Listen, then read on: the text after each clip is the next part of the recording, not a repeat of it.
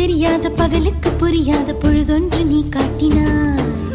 இதயத்தில் நீ இருப்பதனால் நான் தூங்கும் நேரத்தில் என்னுள்ளே தூங்காமல் நெஞ்சுக்குள் வாயாடினாய்.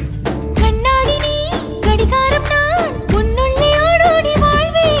காதல் எனும் கடுதாசி நீ என்றென்றும் அன்புடன்